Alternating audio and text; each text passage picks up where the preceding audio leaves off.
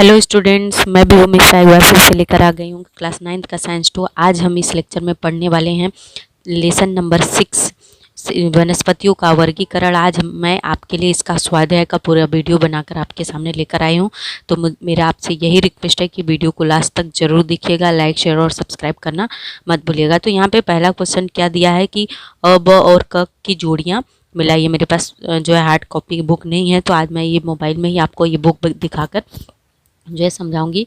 तो पहला जो है स्तंभ अ में क्या दिया हुआ है, थैलोफाइटा, ब्रायोफाइटा, टेरिडोफाइटा, आवृत बीजी और अनावृत बीजी। इसका स्तंभ ब और स्तंभ क से मिलान करना है। तो इस क्वेश्चन का आंसर मैं आपको जो है वीडियो के लास्ट में देने वाली हूँ, क्योंकि वीडियो को आपको पूरा देखना है। ठीक है फ्रेंड, तो आते हैं इसके बाद हमारा दूसरा क्वेश्चन क्या दिया हुआ है। दूसरे प्रश्न पर आते हैं। दूसरा प्रश्न दिया हुआ है कि सही विकल्प चुनकर रिक्त स्थानों की पूर्ति कीजिए। जैसे कि दिया है अ में क्या दिया हुआ है, अ में दिया हुआ है कि क्या है, अ में डैश डैश डैश इस वनस्पति, क्या दिया है, इस वनस्पति का शरीर प्रमुख रूप से नरम और तंतुमय होता है। ठीक है, तो इसमें जो ऑप्शंस दिए हैं यहाँ पर देखिए, आपको बुक में आप देख पाएंगे कि आवृत बीजी, अनावृत बीजी, बीजाणु, ब्रायोफाइटा, थैलोफाइटा और युग्मक। इसमें से ही कोई एक आंसर राइट होगा। तो कौन सा है, तो इसका हमें क्या करना है, आंसर करना है। तो इसमें आएगा थैलोफाइटा। क्या आएगा, थैलोफाइटा। तो पहले में आप फिल कर लेंगे थैलोफाइटा। ठीक है, उसके बाद दूसरे का आंसर होगा कि डैश डैश समूह को वनस्पति जगत का उभयचर कहा जाता है। मैंने बोला था ये क्वेश्चन बहुत इम्पोर्टेंट है, तो ब्रायोफाइटा आ जाएगा। ठीक है, इसमें क्या आ जाएगा, ब्रायोफाइटा।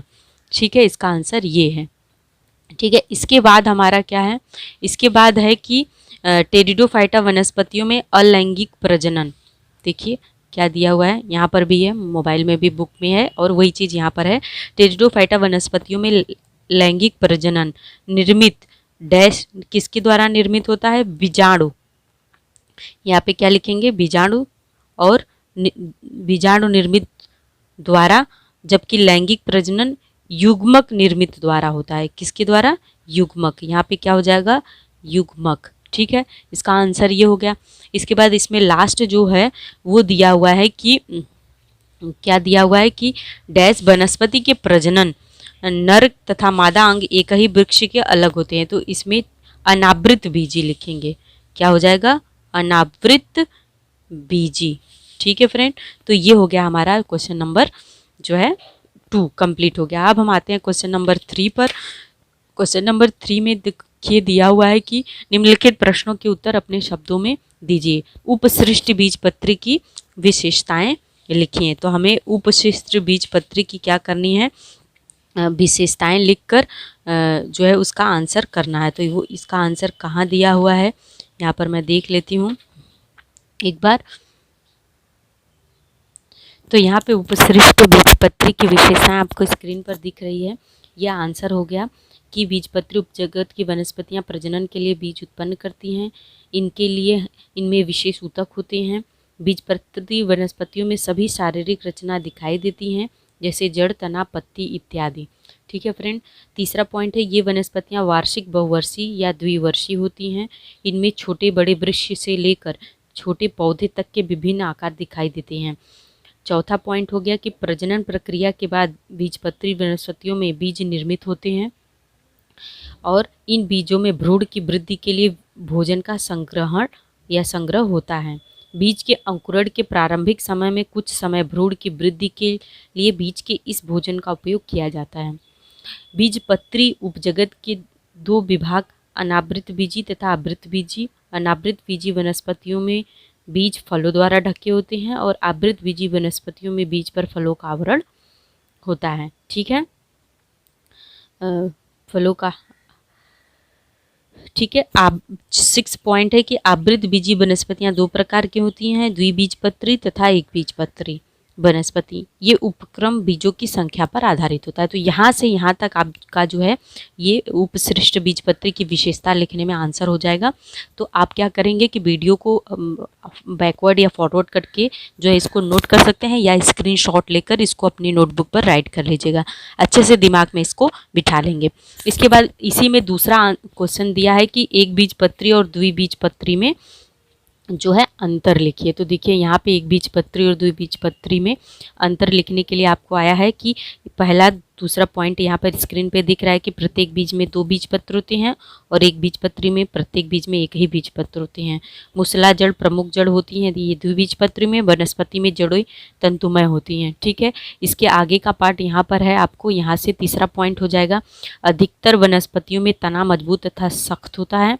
वनस्पतियों के तने नाजुक होते हैं, बांस में खोखला, केला में आभासी, तो प्याज में चकती के जैसे होते हैं। ठीक है, वनस्पतियों पर जालीदार शिराविन्यास दिखाई देता है। चौथा पॉइंट हो जाएगा वनस्पतियों पे समांतर शिराविन्यास दिखाई देता है। ठीक है फ्रेंड, इसके बाद इसी क्रम में पांचवा हो जाएगा लास्ट, इन वनस्पतियों के फूलों में चतुष्टीय अथवा पंचस्तरीय सममिति होती है। इन वनस्पतियों के फूलों में, ये एक बीजपत्री में हो जाएगा कि इन वनस्पतियों के फूलों में त्रिस्तरीय सममिति होती है। इसका एग्जाम्पल हो जाएगा सूरजमुखी, सरसों, सेम इत्यादि, और एक बीजपत्री का एग्जाम्पल हो जाएगा मक्का, केला, गेहूं, ज्वारी इत्यादि। ठीक है फ्रेंड, तो ये हो गया हमारा जो है कुछ। इसी में आगे प्रश्न दिया है कि शोभायमान झाड़ी फर्न का वर्णन करने वाले परिच्छेद अपने जो है शब्दों में लिखिए। तो ये देखिए इसका आंसर हमें स्क्रीन पर दिख रहा है। यहाँ पे फर्न वनस्पति का वर्णन करना एक परिच्छेद शब्दों में लिखिए। तो यहाँ पे ये फर्न का जो है डायग्राम बना है, फर्न को ही नेचे बोलते हैं। ठीक है, ये क्वेश्चन एक बार और आगे आने वाला है। तो यहाँ पे फर्न क्या है, परडिका यानी परलदल नीचे का अर्थ फर्न्स होता है। बाग के शोभायमान पौधों में यह महत्वपूर्ण वनस्पति होती है। ठीक है फ्रेंड, फर्न वनस्पतियों में जड़, तना, परडिका जैसे सुस्पष्ट अंग होते हैं। उनमें पानी तथा भोजन के संवहन के लिए स्वतंत्र ऊतक होते हैं। तीसरा पॉइंट, फर्न का उपयोग बगीचों के लिए होता है, परंतु वह फूल फल धारण नहीं करता, इसलिए इसे अपुष्प वनस्पति भी कहते हैं। ये देखिए, ये इंपॉर्टेंट लाइन है। ठीक है, अपुष्प वनस्पति किसे कहते हैं, तो इसका आंसर होगा फर्न को। फर्न वनस्पति के पत्तियों के निचले भाग पर पाए जाने वाले बीजाणुओं, ठीक है, से इनका प्रजनन होता है। इसके लिए परडिका के ऊपरी बीजाणु धानी पुंज होता है, यह अलैंगिक प्रजनन होता है और लैंगिक प्रजनन युग्मक के निर्माण द्वारा होता है। ठीक है फ्रेंड, तो इसका आंसर ये हो जाएगा। इसके बाद नेक्स्ट क्वेश्चन दिया हुआ है आपके मोबाइल बुक में कि दिया है स्पाइरोगैरा वनस्पति की विशेषताएं लिखकर आकृति बनाइए। तो इसका आंसर यहीं पर है, बगल में ही आप देख सकते हैं स्क्रीन पर। यहाँ पे स्पाइरोगैरा की ये आकृति बनी हुई है, विभिन्न अंगों का नाम दिया हुआ है फ्रेंड्स, और इसके बाद इसका ये आंसर है। आप चाहे तो स्क्रीनशॉट लेकर इसका आंसर कर सकते हो, क्योंकि मैं हर क्वेश्चन का आंसर बोलूँगी तो बहुत बड़ा वीडियो हो जाएगा। हाँ, स्पाइरोगैरा से याद आ गया कि इस वीडियो के जो है डिस्क्रिप्शन बॉक्स में एक लिंक मैं डाली हूँ, वो जो है एक क्वेश्चन पेपर है जो जिसमें MCQ और शॉर्ट टाइप के क्वेश्चन आंसर है। तो आप उस लिंक पर जाकर जो है क्वेश्चन का आंसर जरूर कीजिएगा, ताकि पता चले कि आपने कितनी पढ़ाई की है और जो पढ़ाया जाता है आपको कितना समझ में आता है। बहुत ही मज़ेदार जो है टेस्ट है, आप ज़रूर जो है उसको सबमिट कीजिएगा। ठीक है, इसके बाद ब्रायोफाइटा विभाग की वनस्पति की विशेषताएं लिखिए फ्रेंड। तो ब्रायोफाइटा विभाग की वनस्पति की विशेषताएं अगर लिखनी है तो ये रहा आपकी स्क्रीन पर, मैं धीरे धीरे जो है आपको दिखा देती हूँ, आप इसका आंसर स्क्रीनशॉट लेकर ले लीजिएगा। ठीक है, यहाँ से इसका आंसर स्टार्ट है, यहाँ से लेकर यहाँ तक इसका आंसर है। तो स्क्रीनशॉट आप लेकर इसका आंसर अपने नोटबुक पर राइट कर लीजिए, इसको रिमाइंड कर लीजिए, बार बार पढ़िए ताकि आपको ये अच्छे से समझ में आ जाए। ब्रायोफाइटा जो है वही होता है जो उभयचर होते हैं, मैंने आपको बताया था, आपने लेक्चर लिए हैं। तो आई होप आपको इसका स्क्रीनशॉट आपने ले लिया। अब आगे बढ़ते हैं। सुस्पष्ट और नाम निर्देशित आकृतियां खींचकर उनके बारे में स्पष्टीकरण कीजिए, जैसे मर्केशिया, फ्यूनारिया, नेचे और स्पाइरोगैरा। ठीक है, तो यहाँ मर्केशिया, फ्यूनारिया, तो यहाँ पे देखिए ये है पहला मर्केशिया इस और फ्यूनेरिया। तो इसका आप लोग क्या करेंगे, स्क्रीनशॉट ले लीजिए, वीडियो को पूरा या तो देखिए आगे पीछे करके। ये इसका डायग्राम हो गया और इसके 4-5 पॉइंट्स हो गए, ये लिख लेंगे आप मर्केशिया के बारे में। इसके बाद फ्यूनेरिया के बारे में आपको लिखना है। तो फ्यूनेरिया का यहाँ से स्टार्ट होगा, कहाँ से स्टार्ट होगा, यहाँ से स्टार्ट होगा और ये सारे पॉइंट्स जो है यहाँ से लिखते हुए आप डायग्राम बनाते हुए यहाँ तक आएंगे। ठीक है फ्रेंड, ये हो गया फिनारिया के बारे में। और अब क्या दिया है इसमें फिर दिया है कि नेचे यानी कि फर्न, अभी जिसके बारे में मैंने आपको बताया था फर्न यानी कि नेचे ये होता है, तो इसके बारे में अभी आपने लिखा है तो वही चीज़ वापस लिख लेंगे, बहुत इंपॉर्टेंट है, इसके लिए ये बार बार आ रहा है। और उसके बाद फिर है स्पाइरोगायरा, तो स्पाइरोगायरा का भी क्वेश्चन अभी आया हुआ था, फिर से यहाँ पे आया हुआ है तो लिख लेंगे यहाँ पहले पॉइंट से लेकर 6वें पॉइंट तक। ठीक है, आई होप आपको इतना समझ में आ गया आप कैसे लिखना है। अब हम आते हैं नेक्स्ट क्वेश्चन पर। अगला क्वेश्चन दिया है कि आपके आसपास पाई जाने वाली एक बीजपत्री और द्विबीजपत्री वनस्पतियां जड़ सहित प्राप्त करें। दोनों वनस्पतियों का बारीकी से निरीक्षण करें और अपने शब्दों में शास्त्रीय परिभाषा में परिच्छेद लिखें और उन्हें रेखांकित करें। तो बहुत ही इम्पॉर्टेंट क्वेश्चन है, एक बीजपत्री और द्विबीजपत्री। तो हमारे परिसर में देखिए जो है ये द्विबीजपत्री है, गुलमोहर का दिया हुआ है। 10वीं में जाएंगे तो आप इसका प्रैक्टिकल भी करेंगे, तो इसका वर्गीकरण वगैरह सब पढ़ना है। तो इसका आंसर है कि हमारे परिसर में गुलमोहर तथा प्याज के पौधों का ध्यानपूर्वक परीक्षण करके अध्ययन किया गया है। वैज्ञानिक भाषा में गुलमोहर जो है नीचे सब दिया है, इसे हिबिस्कस रोसासिनेसिस बोलते हैं, वैज्ञानिक इसका साइंटिफिकल नेम है। तो ये डायग्राम आप बनाएंगे गुलमोहर का, इसका ये जो है इसके पूरे बारे में स्क्रीनशॉट लेकर लिखेंगे। इसका जड़ कैसे होता है, पत्तियां कैसी होती हैं, फूल कैसा होता है, निदल पुंज कैसा होता है, दल पुंज कैसा होता है, पुमंग पुंकेसर दल पुंज मतलब 5 लाल रंग के खुले दलों का पुंज होता है। आपने देखा है ना गुलमोहर में ऐसे फैले निकले हुए 5 दल पुंज होती हैं। इसकी पत्तियां सरल जारीदार और सिरा विन्यास वाली होती हैं। ठीक है, इसमें फूल जो है उंठल वाली पूर्ण द्विलिंगी पंचभागी होते हैं। तो और इसमें जायांग या स्त्री केसर वर्तिकाग्रवृत्त तथा अंडाशय की स्त्री केसर बना होता है, 5 स्त्री केसर दिखाई देते हैं। ठीक है, अब ये तो हो गया द्विबीजपत्री के बारे में।